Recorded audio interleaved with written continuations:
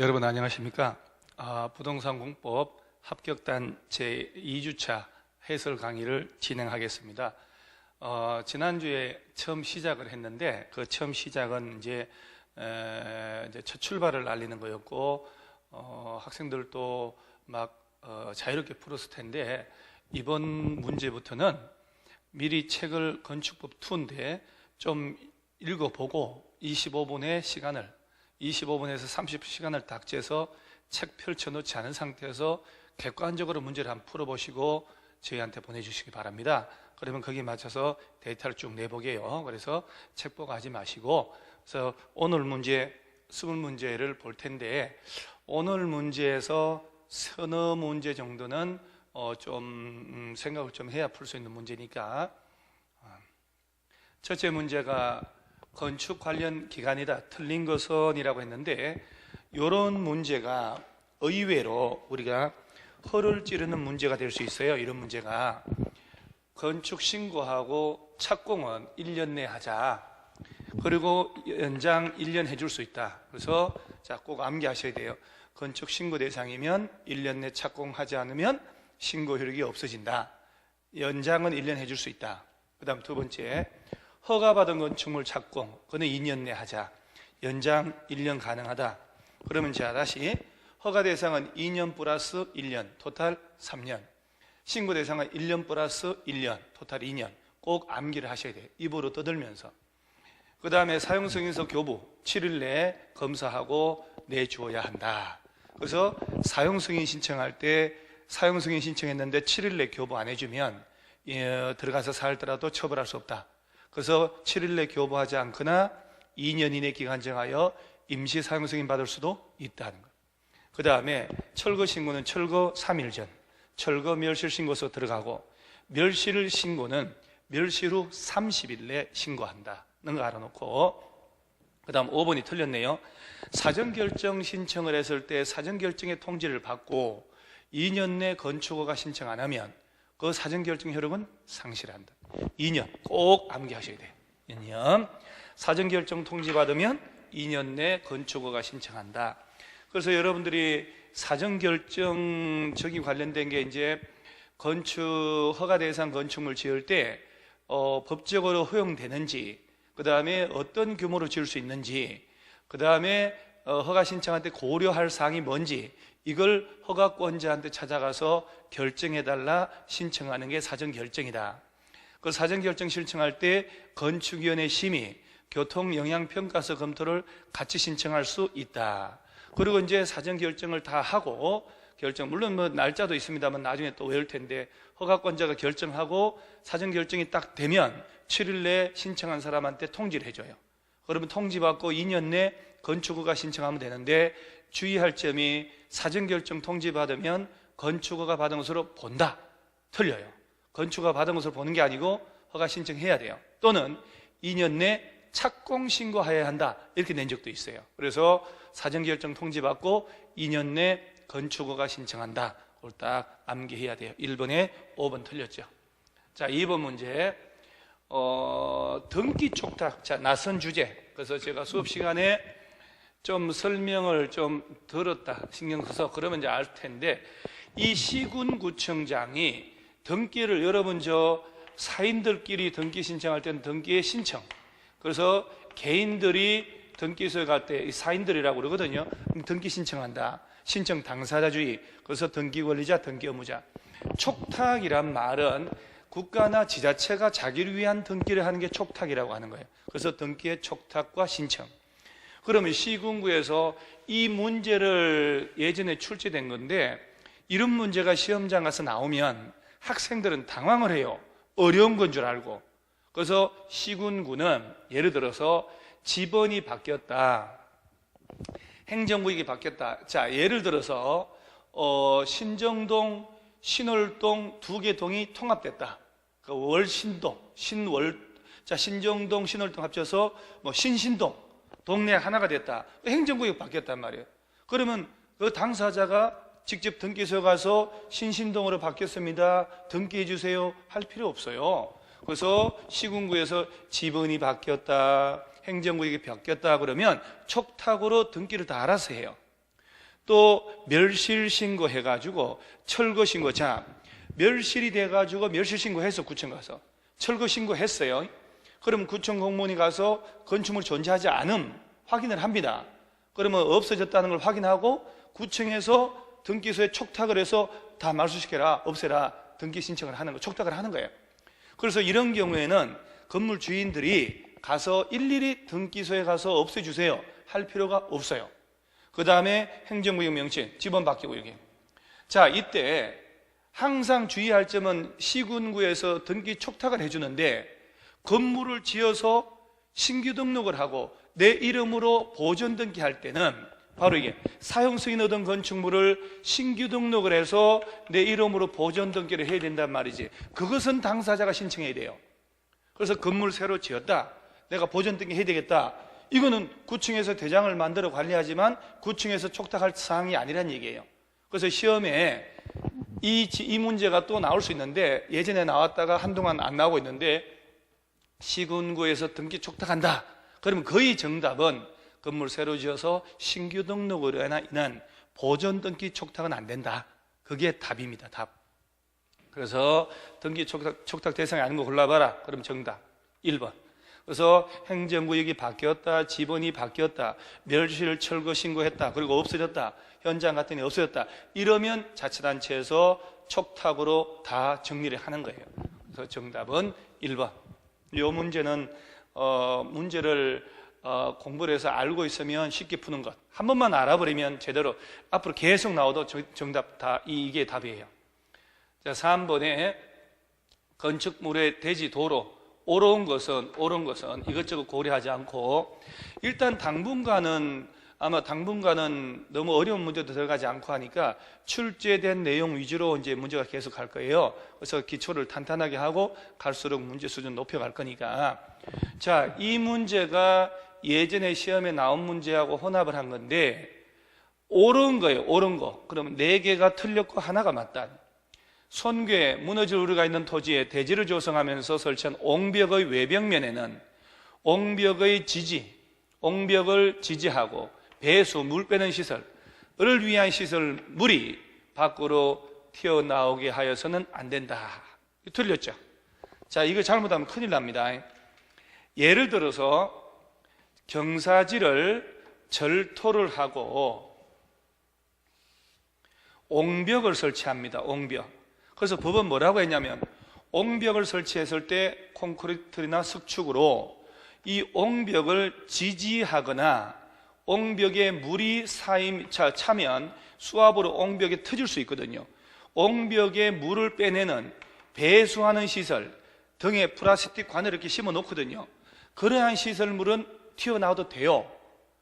지지하거나 배수를 위한 시설이 아닌 구조물은 옹벽 바깥으로 튀어나오면 안 되는 거예요. 이 지문은 옹벽의 외벽면에는 옹벽을 지지하거나 배수를 위한 시설물이 밖으로 튀어나오게 해서는 안 된다. 지지하는 배수를 위한 시설은 튀어나와도 돼요. 옹벽 밖으로. 지지 배수를 위한 시설이 아닌 것들은 튀어나와서는 안 된다. 이렇게 해야 되는 거예요. 그러니까 1번 점은 참으로 주의해서 읽어야 돼요. 그래서 옹벽을 지지하거나 배수를 위한 시설, 그건 튀어나와도 되지만 그것이 아닌 시설은 튀어나올 수가 없다는 것. 그래서 이 문제 실수를 많이 합니다. 그 다음 2번, 건축물 대지는 4m 이상이 도로에 접하는 게 아니고 2m 이상을 도로에 접하는 거예요. 원칙으로. 이때 도로라 하면 보행과 자동차 통행 가능한 4m 이상 너비 도로 및 예정 도로를 말하고, 저 차량 통행이 불가능한 지형적 조건에 따른 그런 도로는 3m, 막다른 골목은 막다른 골목길에 따라서 2m, 3m, 6m 이상 도로 확보하는 거예요. 2m 이상을 접해야 되는 거예요. 그래 틀렸고, 그 다음 3번에 도시군계획시설에서 건축하는 가설 건축물의 경우에는 조경 의무가 있다. 자, 우리가 기본적으로, 자, 우리 인터넷 회원 여러분, 조경해야 되는 의무, 대지 면적이 얼마 이상일 때 조경해야 될까요? 대지 면적이 머릿속에 일단 혼자 공부해도 대답을 해야 되는 거예요. 대지 면적이 200제곱미터 이상이면 조경을 해야 된다. 지자체 조례가 정한 기준으로. 그런데 예외적으로 녹지 지역일 때 적용할 필요가 없다. 그 다음에 관리지역, 농림지역, 자연환경 보전지역에서도 적용할 필요가 없다. 이걸 외워야 되거든요. 지구단위 계획구역 지정되면 적용을 해야 되고, 그 다음에 염분이 함유된 대지, 축사 설치한다. 그 다음에 저러한 들고 뛰는 가설 건축물 등은 적용할 필요가 없어요. 그 다음에 자, 연면적 합계 1500제곱미터 미만의 물류시설도 적용 안 하는데 주거지역이나 상업지역이라면 적용을 해야 되고, 자, 공장 지을 때 공장 지을 땅 크기가 5000제곱미터 미만이거나 연면적 합계 1500 미만의 공장을 짓거나 산업단지 안에 공장 지을 때도 적용 의무가 없어요. 꼭 주의할 점은 5000제곱미터는 공장 지을 땅 크기고 1500은 공장 크기라는 사실을 기억하셔야 돼요. 공장 지을 대지가 5000이 안 된다, 공장 자체 크기가 1500이 안 된다, 그럼 적용 안 해도 된다는 거. 그래서 이런 적용의 예외인데 가설 건축물은 적용할 필요가 없다. 그 다음 바닥면적 합계 5000제곱미터 이상인 판매시설 중에 농수산물 유통시설은 공개공지 설치한다. 저 뒤에 나옵니다만은 판매시설 중에서도 농수산물 유통시설은 꼭 기억을 하셔야 돼요. 공개공지 설치 대상이 안 된다는 거. 그럼 5번 건축물의 지표면 아래 부분은 건축선 수직면 넘을 수가 있다. 자, 예를 들어서 맞는 말인데, 자, 대지가 있고 도로가 있다. 도로가. 그러면 건축선은 기본적으로 다른 조건 무시하고 대지와 도로의 경계선이 건축선 된단 말이에요. 그럼 이 건축선 넘어서 건물 짓지 마세요. 이게 건축선 제도거든요. 그래서 수직면 넘어서면 안 되는데 건축물의 외벽이나 담장은 지표 아래 부분은 그러하지 않다 이렇게 돼 있단 말이에요. 지표 아래 부분은 건축선 넘어도 관계가 없어요. 도로 소통과 관계없기 때문에. 그럼 정답은 옳은 것은 몇 번이냐? 5번이다. 그래서 이 문제는 좀 침착하게 풀면 아무것도 아닌 문제가 돼버린다는 거. 침착하게 푸셔야 된다는 거. 그 다음에 4번 문제, 대지에 적용을 하지 않아도 되는 건축물에 해당하는 것을 모두 골라라. 이게 몇 년 전에 나온 문제잖아요. 좀 전에 얘기한 거.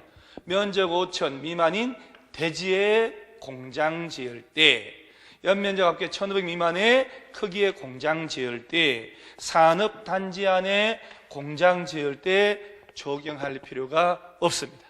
자, 수험생 여러분 꼭 주의할 점은 5000, 1500 요거 바꿔놓고 둘 중에 하나 시험 낼 수 있어요. 그래서 공장 나오면 공장 지을 땅이 5000이 안 될 때, 그 다음 공장 자체 크기가 1500이 안 되는 걸 지을 때, 산업단지는 전체적으로 적용을 해서 분양을 하기 때문에 개별 공장은 적용할 필요가 없음. 그래서 정답은 5번이 정답입니다. 5번. 공법 재밌습니다. 공법 별거 아니다는 거. 그 다음에 5번 공개공지. 이 공개공지 이거 한 방에 외워놓으셔야 돼요. 공개공지. 자, 그러면 머릿속에 공개공지는 일반주거, 준주거, 상업지역, 준공업지역 안에서 일준상준 안에 바닥면적 합계 5000제곱미터 이상의, 자, 외울 때 이 집 아들, 문종이, 딸내미, 판운숙이, 나쁜 친구, 업무시설이라고 외우라고 그랬거든요. 문화집회시설을 짓거나 종교시설을 설치하거나 판매시설, 단 판매시설 중에 농수산물 유통시설을 제외한다고 아까 얘기했습니다. 운수시설, 여객용 터미널 같은 거, 숙박, 호텔 같은 것들, 청사 같은 업무시설, 얘네들을 5000 이상으로 여기다가 지을 때는 대지 면적의 100분의 10% 이하 범위에서 조례가 정한 만큼의 긴 의자 파고라 설치해라. 대지 면적의 100분의 10이에요. 건축 면적이 아니고. 그러면 너한테는 건물 지을 때에 용적률이나 높이를 20%, 즉 1.2배 완화를 해줄게 하는 거예요. 용적률이나 높이 위로 올라가는 걸 완화해줘요. 건폐율이 아니고. 그 다음 판매시설 같은 경우에 공개공지 확보했으면 연중 60일 정도 범위에서 판촉 문화 행사를 할 수도 있다. 60일. 그러니까 공개공지 나오면 일반 주거, 준주거, 상업지역, 준공업, 그러니까 전용 주거 나오면 안 되고 일반 주거 지역 하면 1종, 2종, 3종 다 포함하고 준주거 모든 상업지역, 중심, 일반, 유통, 걸린 공업지역은 준공업만 해당한단 말이에요. 그리고 용도 이 중에 문종이, 판운수기, 나쁜 친구, 업무시설 이렇게 자꾸 외우는 거예요. 대지 면적의 100분의 10 이하에서 조례가 정한 만큼의 기너자 파고라 설치하라 이렇게.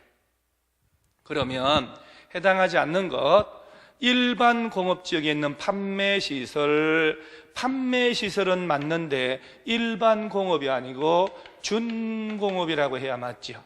일반 주거 맞고 준주거 맞고 일반 상업, 유통상업 다 상업적이니까 다 맞고 예식장, 교회는 종교, 문화집회, 그 다음 숙박시설, 여객용 터미널, 운수시설이잖아요.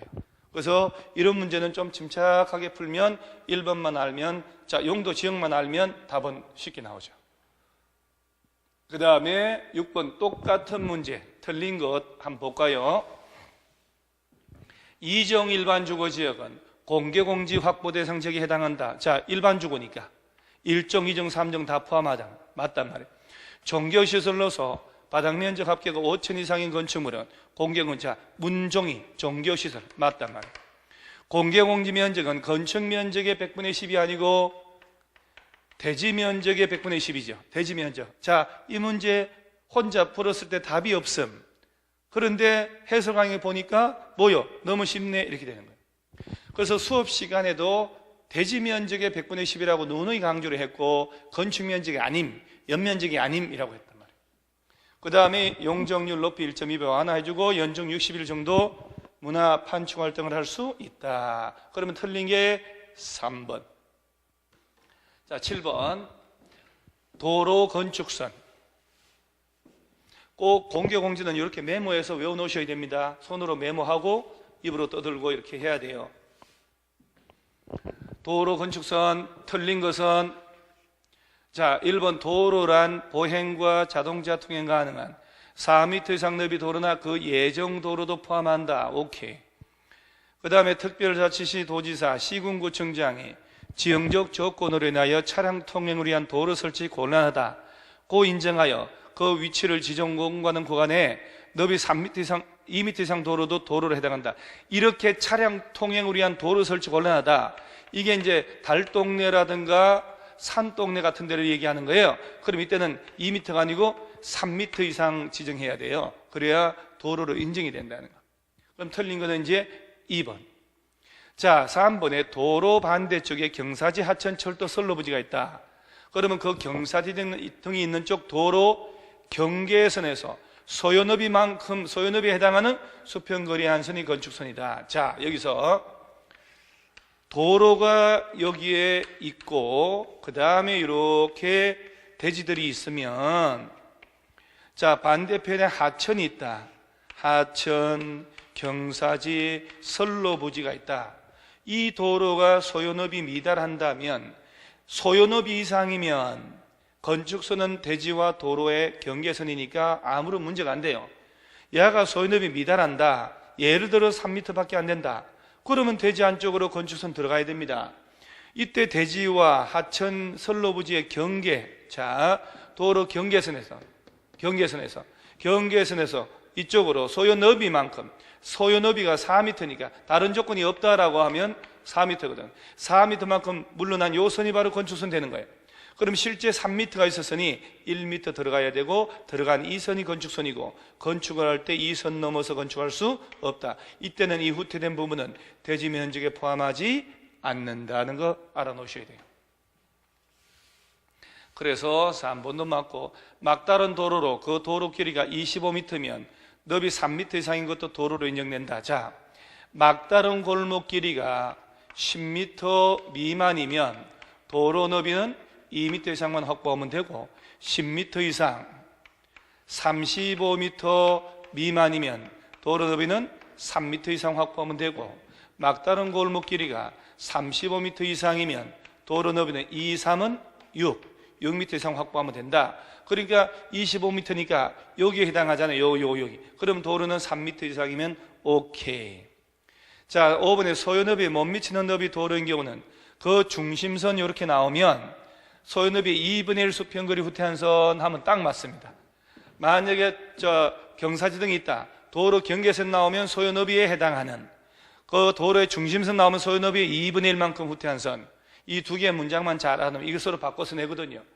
그러면 틀린 것은 2번. 틀린 것이 중요한 게 아니고 올바른 문장들은 외워야 되고 틀린 지문은 옳게 만들어서 외워야 돼요. 항상 문제는 틀린 걸 2년쯤 뒤에 올바른 걸 바꿔놓고 올바른 걸 틀리게 바꿔서 문제는 계속 돌아다닙니다. 똑같은 문제들이 나옵니다. 지문만 조금씩 다를 뿐이지. 기초 탄탄 합격하려면. 자, 8번 건축선 옳지 않은 것은 도로와 접한 부분에 있어서 건축물 건축할 수 있는 선을 말한다. 원칙적으로 자, 대지와 도로와의 경계선을 말한다. 건축선은 이렇게 문장 외우고, 자, 소요너비에 못 미치는 너비 도로인 경우에 그 대지와 도로 경계선으로부터 자, 소요너비의 2분의 1 수평거리만큼 물러난 선 나오려면 그 도로의 경계선이 아니고 그 도로의 중심선으로부터라고 해야 되는 거예요. 그래서 2번이 옳지 않은 거다. 그 다음에 나머지는 뭐 4m까지 따로 정할 수 있고 4번 지문에 건축물 담장은 건축선 수직면을 넘어서는 안 되지만 지표 아래 부분은 그러하지 않다. 또 5번 도로면으로부터 4.5m 이하에 있는 출입구 창문 그 밖 이외의 유사한 구조물은 열고 닫을 때 건축선 수직면을 넘지 않는 구조로 해야 된다는 것. 열고 닫을 때 노면으로부터 4.5m 꼭 암기를 하시는 거예요. 그래서 이 문제는 뭐 침착하게 보면 답은 아무것도 아니다는 거. 답은 2번 틀렸죠. 자, 9번 문제. 구조안전 확인 건축물 중에 이거 이번 시험도 나온 문제죠. 자꾸 나옵니다. 착공 신고할 때 구조안전 확인 서류 제출하는 건축물 아닌 것은, 자, 구조안전의 확인을 받으라 할 때 구조안전 확인 받는 것 나오면 층수가 2층 이상 건축물 지을 때, 목구조 건축물은 3층 이상, 연면적 200제곱미터 이상 건물 지을 때 목구조 건축물은 500 이상, 건축물 높이로 하면 13m, 처마 높이로 하면 9m, 둥기, 기둥과 기둥 사이로 하면 10m 이상 건축물 짓거나 국가적 문화유산 같은 거 설치하거나, 그 다음에 단독주택하고 공동주택을 지을 때는 구조안전 확인을 받아야 돼요. 이거 이번에 엄청나게 강화가 된 겁니다. 그러면 그것이 아닌 걸로 봐라. 단독주택, 다세대 이건 공동이니까 둘 다 맞다는 것. 단독주택, 공동주택 지을 때 구조안전 확인 받는 것. 그 다음에 처마 높이가 10m다. 처마 높이가 9m 이상일 때 구조안전 확인 받으니까 해당하고, 기둥 사이가 10m다. 10m 이상이면 해당하니까 맞고. 자, 연면적 330인 2층의 목구조 건축물은 층수가 3층 이상이거나 연면적 500 이상 지을 때만 구조안전 확인 받기 때문에 4번이 틀렸어요. 정확하게 암기하셔야 돼요. 자, 다시 한번. 구조안전 확인서를 낸다. 층수가 몇 층? 2층. 그러면서 목구조는 3층, 연면적 200, 목구조 500 이렇게 연습을 하셔야 돼요. 층수 2층, 목구조 건물 3층, 연면적 200, 목구조 500, 높이 13, 처마 높이 9, 둥기 10, 단독 공동주택 지을 때 이렇게. 우리 합격단 문제 20문제가 별거 아닌 문제 같지만 이것이 한 달이면 80문제입니다. 모의고사 한 번 볼 때 40문제인데 80문제를 6개월 동안 한다. 480문제. 막판에는 40문제씩 들어가거든요.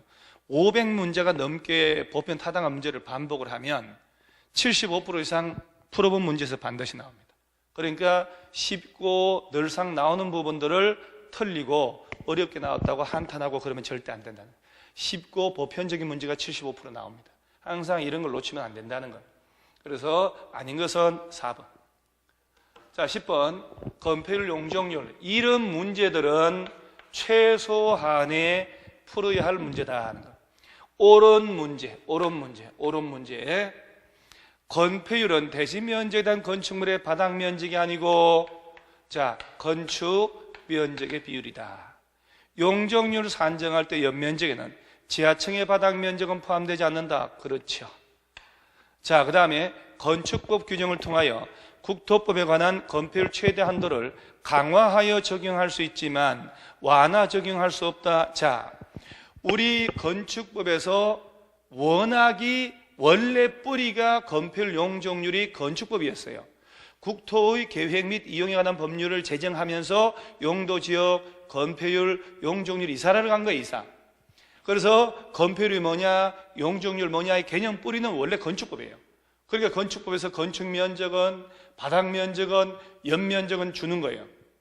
그래서 원래 건축법은 뭐라고 했냐면 21개의 용도지역별 건폐율 용적률은 국토계획법 77조, 78조에 의한다 라고 해놓고 단 이 법, 건축법으로 그 기준을 강화하거나 완화할 수 있다라고 되어 있어요.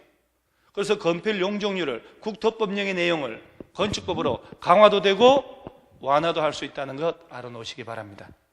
하나의 대지에 4번 건축물이 둘 이상 있으면 용적률 제한은 건축물별로 각각 적용한다. 만약에 그렇다면 대지가 100평이면 용적률이 200%다라고 할 때 물론 건폐율은 50%를 주고요.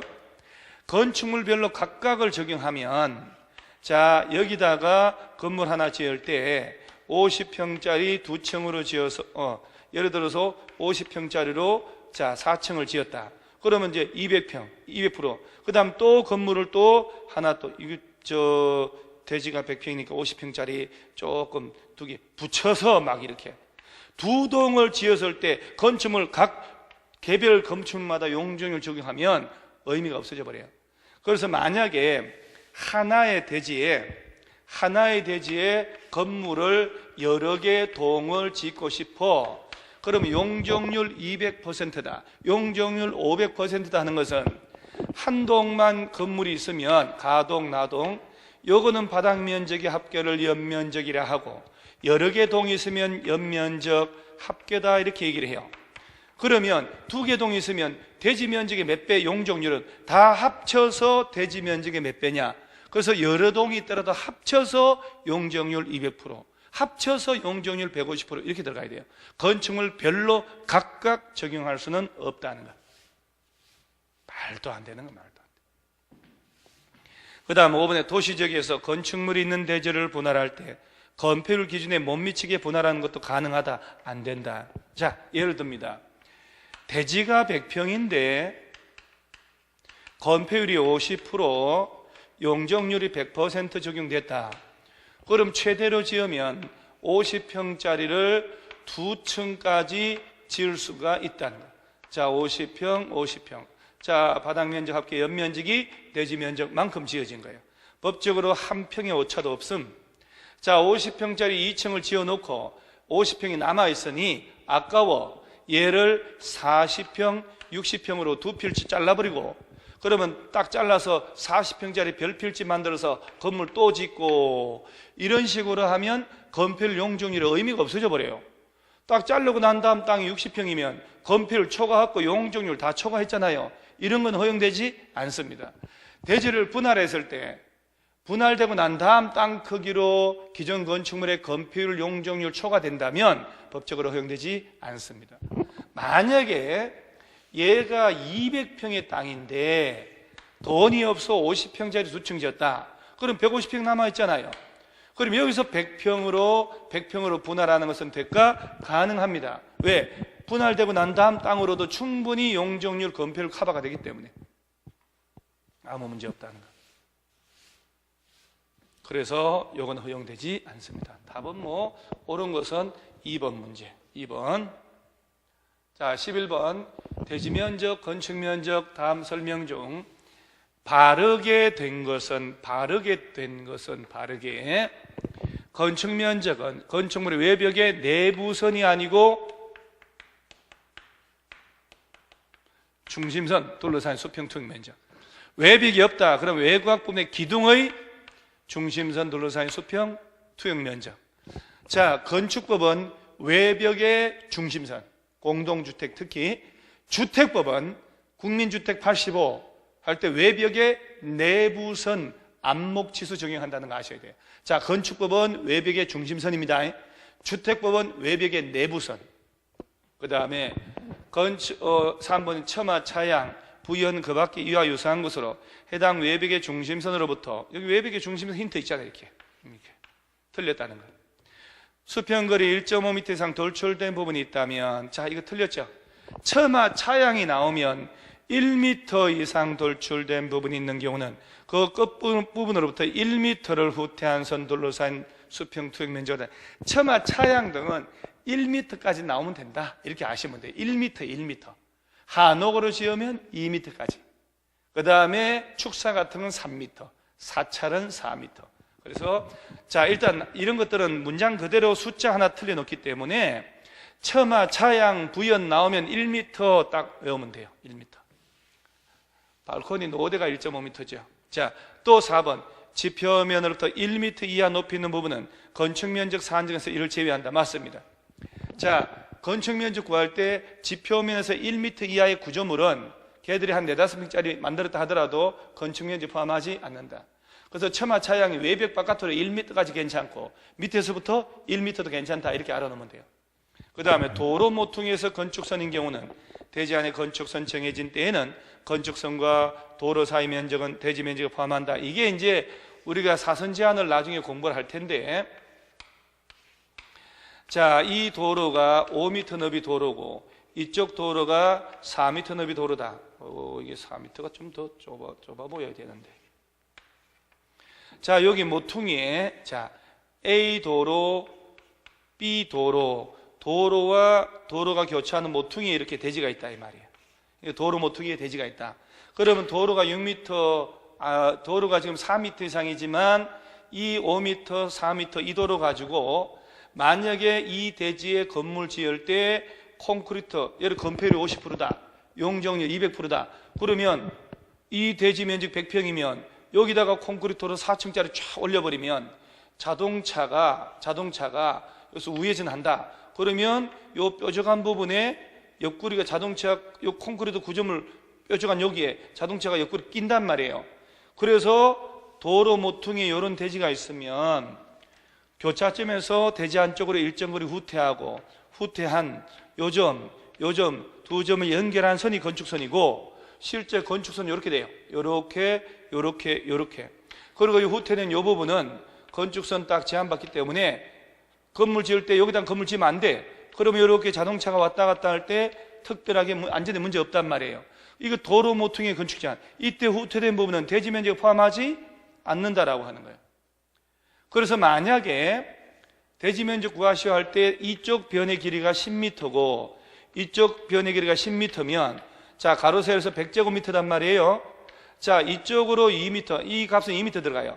2m. 자, 2m 들어가고 2m 들어갔다. 요 두 점 찍어 놓고 연결할 수 있는 건축선이다. 그럼 얘를 대지 면적에 포함 안 되니까 이 전체 면적 얘를 빼면 되는 거예요.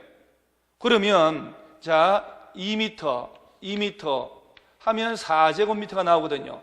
절반이어야 되거든요. 요게 4제곱미터지. 그건 절반이니까 2제곱미터를 빼면 돼요. 100제곱미터에 2제곱미터를 빼면 98제곱미터가 대지 면적이 되는 거예요. 그래서 일단은 도로 모퉁이에서 건축선 제한됐다. 그럼 대지 안에 건축선 정해진 때 건축선과 도로 사이 이 면적은 대지 면적을 포함하지 않는다. 이렇게. 그래서 다음 텀에 자세히 설명할 겁니다. 그러면 올바른 것은 무엇이냐 했을 때 4번. 여기 교과서 펼쳐놓고 다시 한번 천천히 줄친 부분 읽어보셔야 돼요. 자, 그 다음 12번에 면적 청수 산정 방법 틀린 것을 골라봐라. 자, 문장을 암기하셔야 돼요. 공동주택으로서 지상층에 설치한 기계실, 전기실, 놀이터, 조경시설, 생활 폐기물 보관한 면적은 바닥 면적에 산입하지 아니한다. 따라서 연면적과 무관하다는 얘기고, 그러므로 용적률 계산할 때 전부 빼줄 것이다. 그 다음 청고 2m인 다락은 바닥 면적에 산입된다. 자, 다락은 청고가 1.5m 이하면 바닥 면적 산입 안 합니다. 경사지붕 형태로 지으면 1.8m. 그런데 2m니까 넘어버리잖아요. 당연히 바닥 면적 산입이 되지. 용적률 산정할 때는 초고층 건축물의 비난 안전구역 면적은 연면적에 포함시키지 않는다. 맞는 말이잖아요. 자, 용적률 구할 때 네 가지. 지하층, 지상층의 주차용으로 쓰는 부분 면적, 초고층, 준초고층 건축물의 피난 안전구역, 대피 공간, 이 네 가지는 용적률 구할 때 연면적에 포함하지 않는다는 것. 그 다음에 층의 구분이 명확하지 아니한 건축물은 높이 4m마다 하나의 층으로 보고 층수 계산하는 거 맞지요? 주택의 발코니 바닥은 전체가 바닥 면적에 산입된다. 자, 주택의 발코니, 자, 노대를 말하는 겁니다. 발코니는 외벽 중심에서 1.5m까지만 나오면 그 부분은 바닥 면적에 산입하지 않습니다. 만약에 2m 나왔다 발코니가 1.5를 뺀 0.5m 그 부분은 바닥 면적에 산입을 합니다. 따라서 주택의 발코니 바닥은 전체가 산입되는 게 아니고 1.5m까지만 나올 때는 그 부분은 바닥 면적에 산입하지 않습니다. 1.5m 넘었을 때 넘는 부분만 산입을 하는 거예요. 틀린 것 5번. 설명을 다 잘하고 답은 딴 대답을 할 수도 있어요. 이렇게 집중을 하다 보면. 그래서 잘 들으시면 5번이 맞는 답이다. 틀린 것 5번. 자, 그 다음에 건축물 바닥 면적 산정. 우리 참 이 공법 알고 나면 너무너무 재미난 과목이고 점수 6, 70점 나올 수 있는 과목이거든요. 접근만 잘하면. 자, 틀린 것을 골라봐라. 벽 기둥의 구역이 없는 건축물, 캔티레버식 건축물은 지붕 끝부분부터 수평거리 1m 후퇴한선 돌로 쌓인 수평 투영 면적을 한다. 오케이. 자, 일단 머릿속에 정규 수업 시간에는 그림을 다 그려서 설명합니다만은 벽 기둥의 구역이 없는 건축물이라고 지문이 출발하면 1m만 외워놓으세요. 1m. 1.5, 2m로 바꿔서 내니까 승강기탑, 계단탑, 막루, 장식탑, 옥탑 1.5m 이하 등은 바닥 면적에 산입하지 않습니다. 필로티 부분은 공동주택의 경우에 바닥 면적에 산입하지 않습니다. 자, 필로티 부분으로 지으면 바닥 면적에 빼줍니다. 그 다음에 층수에서도 빼줍니다. 높이에서도 빼줍니다. 틀린 게 3번. 공동주택으로서 지상층에 설치한 조경시설 등은 바닥 면적에 산입하지 않습니다. 자, 드디어 5번. 건축물의 노대, 즉 발코니 바닥은 난간 등 설치 여부 관계없이 노대 등의 면적에서 노대가 접한 가장 긴 외벽에 접한 길이의 1.5m를 곱한 값을 뺀 면적을 산입한다. 노대 발코니 나오면 1.5 딱 외우시면 됩니다. 그래서 틀린 것은 해가지고 3번이 확실히 틀렸다. 14. 용적률 산정할 때 연면적에 제외된 면적이 아닌 것은 이건 아까 좀 전에도 설명한 것. 자, 지하층도 빠지고 지상층의 주차장 단 지상층의 주차용으로 쓰는 면적이라 했는데 해당 건축물의 부속 용도인 경우만 해당한다. 예를 들어서 말입니다. 대지가 A 필지, B 필지가 있어요. 여기에 건물을 짓는데 자, 지상층을 필요티로 해서 주차장을 설치했다 쳐요. 자, 그런데 B 필지에도 또 주차장으로 또 쓰고 있는 부분이 있다. 얘는 전혀 관계없어요. 이 건축물에 부속된 주차장을 쓸 때 얘만 제외된다라고 하는 거예요. 그래서 지상층에 주차용으로 쓰는 면적 빠지고 피난안전구역도 빠지고 그 다음에 앞에 적어서 11층 11층 이상층에 바닥 몇 띠리띠리 해놓고 대피공간 피난시설 다 빠집니다. 단 주민 공동시설은 제외되는 게 아니고 이게 어떤 의미냐면은 예전에는 공동주택에 설치하는 주민 공동시설도 용적률에 빼줬는데 몇 년 전에 법을 개정을 한 거예요. 그래서 주민 공동이용시설은 용적률에 포함이 돼버립니다. 제외되는 거 아닙니다. 그래서 이거 빼고 4개는 암기하셔야 돼요. 그래서 아닌 것은 4번. 자, 15번 용적률 구해봐라. 옳은 것은 이런 문제는 뭐 학생들한테 일단 실제 시험장 가서 이런 문제가 뜨면 일단 헉헉 놀래고 손 떠는 순간 진단. 옳은 것은 용적률. 자, 용적률은 대지 면적에 대한 연면적의 비율이다. 이렇게. 이때 연면적에는 꼭 명심할 점은 항상 나오는 게 지하층, 지상층의 주차장 부분, 얘들을 포함하지 않는다는 걸 전제로 알아요. 자, 지하 1층 볼 것도 없어. 용적률 무관. 지상 1층 비롯해서 주차장 용적률 무관. 자, 지상 2층, 3층, 4층, 3계층 이전 건생 바닥 면적 각 2배, 합이 6배. 지붕 경사지붕 형태로 지어져 다락은 층고 2m, 1.8m 넘는다. 그러면 바닥 면적 포함한다. 얘가 100이다. 합쳐서 700을 지었다. 대지 면적 400이다. 대지가 400인데 700을 지었으니 용적률 도대체 얼마지? 라고 하는 거. 다 뺐으니 700 지었잖아요.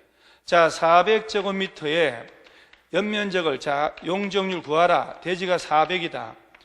자, 여기서 만약에 대지 면적만큼 지었으면 100%면 400, 용적률 200%면 800, 800이다. 자, 만약 250%면, 자, 200이면, 100%면 400, 200%면 800. 자, 200% 안 되잖아요. 700이잖아요. 150%면 600을 지었을 거란 말이에요. 그러니까 700을 지었으니까 175%, 1.75배만큼 지었다. 이렇게.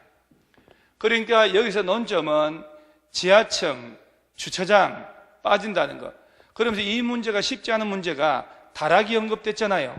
그럼 다락은 층고가 1.5m 이하로 지으면 바닥 면적 산입 안 한다. 경사지붕 형태로 지었을 때는 1.8m 이하. 뒤집어 얘기하면 1.8m 넘는 다락은, 1.5m 넘는 다락은 바닥 면적에 포함이 된다는 거예요. 바닥 면적이 포함되니까 연면적에 들어가고 용적률에 들어간다는 얘기예요.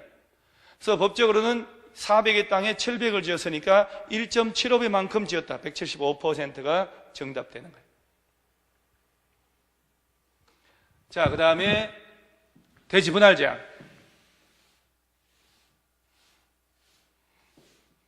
자, 우리가 법적으로 건축법 제57조 제1항에 관련된 문제입니다. 건축법 제57조 1항은 건축물이 있는 대지를 분할할 때 최소한, 자, 주거지역은 60제곱미터 이상, 상업지역하고 공업지역은 150제곱미터 이상, 녹지지역은 200제곱미터. 자, 이 면적 이상 범위에서 조례가 정한 면적에 미달되게 분할할 수 없다라고 했어요. 57조 1항은 용도 지역별로 건물 있는 대지를 분할하더라도 아무리 잘게 분할해도 주거지역은 최소 60 이상은 돼야 된다는 얘기예요. 60 미만으로 분할하는 건 허용되지 않는다는 얘기예요. 주거, 상업, 자, 주거는 60, 상업, 공업은 150이 최소 면적이에요. 녹지는 200. 그러면 그 가장 작은 용도지역은 주거지역. 근데 시험은 주거지역으로 내지 않고 전용주거, 일반주거, 준주거 이런 식으로 낸단 말이에요. 상업지역이라 하지 않고 중심상업, 일반, 유통, 근린상업 이런 식으로 풀어서 낸단 말이에요. 풀어서. 똑같은 문제인데. 그래서 일단 제일 작은 면적은 전용주거 1번 60평으로 18평. 18평보다 작은 분할은 허용되지 않습니다. 자, 그 다음 높이 제한. 자, 이 높이 제한도 복잡한 그림이 나올 수 있지만 실전에서는 그림은 안 나옵니다. 자, 실전에서는 그림 안 나오는데 몇 가지를 꼭 암기 좀 하셔야 돼요. 지금 20문제를 푸는 것 같지만 20문제의 내용이 양도 엄청 많은 편이에요, 사실은. 자, 높이 제한 나오면 여러분, 자, 첫째 전용 주거지역, 그 다음에 일반 주거지역, 전용 주거, 일반 주거. 전용은 또 1종 2종, 일반은 1종 2종 3종으로 낼 수 있습니다. 전용 일반 주거 안에서는 모든 건축물 지을 때 정북 방향으로의 인접대지 경계로부터 1.5m 높이의 2분의 1 이상 뛰는 제한을 받아요. 전용 일반 주거 안에서 모든 건축물이, 자, 정북 방향으로의 인접대지 경계로부터 1.5m 높이 2분 이상 뛰는 제한을 받습니다. 그러면 전용 일반 주거지역 얘네들 외에서는 공동주택 지을 때만 일종은 적용해요. 공동주택이라도 꼭 명심할 점은 중심 상업지역하고 일반 상업지역에서는 공동주택이라도 1조건 적용하지 않습니다. 중1, 1중. 중심 상업지역, 일반 상업지역에서는 아파트를 짓더라도 1조건 절대 적용 안 합니다. 꼭 명심하셔야 돼요. 요거만 알아도 문제 다 풀려요. 그럼 봐봐요. 자, 틀린 것을 전용주거, 일반주거 안에 건축하는 건축물에 대해서는 이 건축물은 단독, 공동 할 거 없습니다. 다 해당합니다. 1조건 확보 높이 제한 적용합니다. 정북 방향으로의 인접대지 경계로부터 1.5m 높이에 2분 이상 뛰는 것. 일반 상업지역에 건축하는 공동주택으로 하나의 대지에 2동 이상 건축할 때 채광 높이 제한 적용한다. 공동주택이라도 중심 상업지역하고 일반 상업지역에서는 1조건 적용하지 않는다. 일반 상업. 자, 일반 주거지역에서는 자, 전용 일반이잖아요. 9m 이하 건축물을 건축할 때는 1조 확보를 위하여 건축물을 전국 방향의 인접대지 경계선으로부터 1.5m 이상 띄어 건축하는 거 맞습니다. 자, 허가권자는 가로구에서 다르게 높이 정할 수 있고 가로구별 최고 높이 정하려면 건축위원회, 지방건축위원회 심의, 이건 뭐 정답 처리될 수 없고요. 자, 꼭 명심할 점, 공동주택 아파트라도 중심상업, 일반상업은 1조건 적용하지 않습니다. 이렇게까지 얘기했는데 기억 못하면 예의가 아니다는 것. 자, 1조 건축 제한 받는 건축에 해당하지 않는 것. 자, 1조 일반주거. 일반주거, 전용주거에서는 모든 건축물이니까 교육, 연구도 정부 방향 제한받습니다. 자연녹지지역은 전용 일반주거지역 외지역이니까 공동주택 지을 때만 적용하겠죠. 연립주택 오케이 적용합니다. 준공업지역 아파트 공동주택이잖아요. 적용합니다. 중심상업 아파트 필요 없습니다. 전용주거, 건색 다 적용합니다. 자, 중심상업 일반상업지역에서는 공동주택이라도 1조건 적용 안 합니다. 유통상업지역은 주택 자체를 못 지으니까 대상이 아니고 근린상업지역 아파트 지을 때 1조건 적용합니다. 약간 완화를 해서 그렇지. 자, 19번 특별건축구역. 요것은 빈도는 그리 높지 않습니다만은 요새 조금 얘가 나온 지가 좀 몇 년 굶었기 때문에 기초 뼈다구를 좀 하고 가야 돼요. 일단 머릿속에 특별건축구역은요, 국토교통부 장관도 지정하고 시도지사가 지정할 수 있는데, 자, 얘는 창의적인 건축물 건축하려고 건축 규제를 풀어서, 그래서 특별건축구역 지정되면 조경, 공지 확보하는 것, 높이, 1조권, 건폐율 용적률 배제시킬 수 있어요.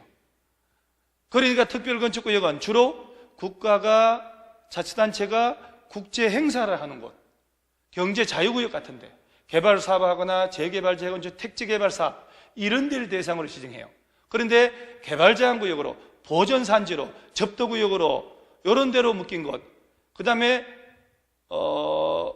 자연공원, 그러니까 이런 자연공원, 보전 산지, 개발 제한 구역, 접도 구역 이런 데는 규제가 심하게 들어간단 말이지. 그런데 지정하면 안 돼요. 그러니까 지정할 수 없는 곳, 있는 곳 골라봐라 하면 그런 것들이거든요. 특별건축구역 지정했는데 5년 내 착공이 이루어지지 않으면 특별건축구역 해지할 수도 있어요. 자, 그러면 틀린 것을 골라봐라. 장관, 시도지사가 오케이. 경제자유구역은 특별건축구역 지정할 수 있지요. 대표 선수예요. 인천 송도 경제자유구역. 저기서는 분양가 상한제도 적용 안 합니다. 자, 이 3번 특별건축구역 지정일로부터 5년 내, 이건 암기하셔야 돼요. 지정 목적에 부합하는 건축물 착공이 이루어지지 않는 경우는 장관, 시도지사가 전부 일부를 해지할 수도 있다는 것. 그 다음에 4번에 특별건축구역 지정 변경한 경우는 국토법상 도시군 관리계획 결정 있는 것으로 보는데, 이건 맞습니다. 용도 지역이나 용도 지구, 구역, 이 지정 변경을 제외한다. 이 지문에서 용도 지역, 지구, 구역 지정 변경이 있는 것으로 본다 그러면 안 돼요. 용도 지역 지정하고는 관계없어요. 도시군 관리계획 결정 있는 것으로 보지만 용도 지역이나 지구가 지정된 것으로 본다, 지정된 것으로 의지한다 이러면 안 돼요. 용도 지역하고는 아무 관계없어요. 도시군 관리계획만 결정된 것으로 본다. 5번 특별건축구역 안에서는 건축선 지정하는 것, 건축선에 대한 건축 제한하는 것 적용하지 않을 수다. 건축선 이거는 배제되는 거 아니에요. 조경, 공지 확보하는 것, 건폐율 용적률, 일조권, 일조를 위한 높이 제한, 일조를 위한 높이 제한, 얘네들을 배제시키는 거예요. 건축선 제한하는 지정하는 것은 배제 대상이 아니다는 것. 그래서 정답은 5번. 자, 20번의 이행강제금 틀린 것은, 자, 이번 시험에 이행강제금 산정 기준이 나왔잖아요. 자, 이행강제금은 여러분요, 허가권자가 위법한 건축물에 대해서 시정명령을 가합니다. 철거하라. 그 시정명령을 따르지 않을 때 시정할 때까지 심리적으로 강제하려고 1년에 2회 이내에서 금전적으로 부과를 해요. 자, 일반적인 행정벌인 벌금이나 과태료 같은 것들은 단 한 번만 부과하기 때문에 위반한 건축물을 철거하는 효과가 가질 수가 없어요. 그래서 벌금 과태료 때렸는데도 철거 안 하면 벌금 과태료의 단점을 보완하려고 이행강제금 제도를 만들었어요. 그래서 이행강제금은 벌금이나 과태료 맞은 사람한테도 부과할 수 있다는 것. 1년에 2회 이내에서 부과합니다. 자, 이행강제금은 용적률, 건폐율, 허가, 신고 4가지, 용건이 허가 신고 4가지 위반하면 중대 위반이 돼요. 그래서 1제곱미터당 시가 표준액의 100분의 50이라고 그래요. 자, 이 동네 시가 표준액이 1만 원으로 잡혀 있다. 자, 만원. 그러면 4가지 중에 하나 위반했으면 곱하기 2분의 1을 하면 돼요. 그러면 5,000원. 곱하기 위반한 면적. 자, 시가 표준액이 만원인데 10제곱미터를 위반했다. 그러면 곱하기 10을 하는 거예요. 그럼 5만 원 나옵니다. 자, 이 금액이 이행강제금 결정금액인데, 자, 용건이 허가 신고 4가지 중에 하나 위반하면 제곱미터당 시가 표준액의 100분의 50에 곱하기 위반한 면적 나온 금액에 만약에 위반한 게 신고를 안 하고 지은 게 10제곱미터다. 시가 표준액이 이만큼이다. 그럼 결정된 금액의 70%를 부과해요. 신건용, 신건용해서 7, 8, 9 이렇게 외우면 되거든요. 자, 신고를 안 한 상태라면 결정된 금액의 70%, 건폐율 초과한 경우라면 80%, 용적률 초과했다 90%, 허가 안 받고 지었으면 100% 그대로 때리거든요. 자, 그러면 이 지문을 좀 알아놔야 되는데 나머지는 다 틀린 게 다 올바른 거니까. 자, 시가 표준액 제곱미터 200만 원짜리 상가에서 10제곱미터를 신고 안 하고, 자, 신고하지 않고 건축이 돼 적발되면 돈이 얼마 부과할까? 자, 200만 원에 100분의 50이니까 100만 원 곱하기 10 하면 1000만 원 날라옵니다. 자, 1000만 원 결정됐죠? 신고 안 했으니 결정한 금액의 0.7 곱한 값을 부과하죠. 700만 원을 부과하는 거지 800이 아니고 700만 원 부과합니다. 자, 만약에 용건이 허가 신고 4가지 외의 다른 걸 위반했다. 그때는 1제곱미터당 시가 표준액에 100분의 10이 기준돼요. 그럼 만약에 만 원으로 책정되었으면 1000원 곱하기 면적, 위반 면적 결정된 금액을 부과하는 거예요. 자, 다시 한번 얘기합니다. 시험은 주로 요 4개 위주로. 용건이 허가 신고 4개 중에 하나 위반하면 제곱미터당 시가 표준액이 있으면 그 표준액의 절반, 반 금액 곱하기 면적을 하는 거예요. 위반 면적. 그럼 결정된 금액이 나오면 얘가 신고 안 했다. 그 결정된 금액 70% 때려요. 그 다음에 건폐율 초과했다 그러면 80%, 용적률 초과 90% 때립니다. 만약에 허가를 안 받은 상태면 결정된 금액 그대로 때리는 거예요. 그래서 29회 시험에서는 이걸 물어봤거든요. 그래서 용적률 부과 기준이, 자, 낮은 것부터 순서를 골라보시오. 박스에 처리해놓고. 그래서 신고 안 하고 지은 상태면 결정된 금액의 70%, 신건용 7, 8, 9, 건폐율 초과했다 80%, 용적률 90%, 허가 안 받으면 100% 그대로 때려버리는 거예요. 그래서 20번 문제는 틀린 게 2번. 자, 1년에 2회 이내라는 거. 이건 뭐 시정명이고 쉬운 얘기고. 그 다음에, 주의할 점은 1년에 2회씩 하는 순간 틀립니다. 이내입니다. 한 번 때릴 수도 있고 2번 때릴 수 있다. 자, 4번의 허가권자는 이행강제금 부과 전에 강제금 부과 징수한 뜻을 미리 문서로 계고 가르쳐줘야 되고, 5번 이행강제금 부과 처분받은 자가 시정명령을 이행하는 경우에도 이미 부과된 이행강제금은 징수합니다. 새로 부과하지는 않습니다. 자, 오늘 예를 들어서 700만 원 부과했다. 하루 만에 아뜨거라 철거를 했다. 그 취소 처리하지 않습니다. 그건 반드시 받아냅니다. 새로운 부과를 하지 않습니다. 자, 건축법상 이행강제금은 허가권자가 1년에 2회 이내. 자, 우리 공법은 농지법에서도 이행강제금이 나옵니다. 농지 왜 처분 안 하냐? 자, 상속받은 농지는 농업 경영을 하지 않으면 1만 이내까지만 가져야 된다. 만약에 3만을 상속받으면 만 뺀 2만은 상속받은 지 1년 내 처분해야 됩니다. 1년 가도록 처분하지 않지요. 그럼 6개월 내 팔으라고 명령 날라와요. 처분 명령 받았는데도 안 팔아. 그때 이행강제금 날라가는 거예요. 시장문수구청장에. 농지법은 1년에 한 번 땅값의 20%가 날라가는 거예요. 자, 농지법은 1년에 원샷 땅값의 20%. 건축법은 1년에 2회 이내. 허가권자가 부과. 이렇게 딱 정리를 해 놓으셔야 돼요. 자, 20문제를 2회에 걸쳐서 이제 두 번째 들어가는데, 건축법은 문제들이 좀 단순합니다.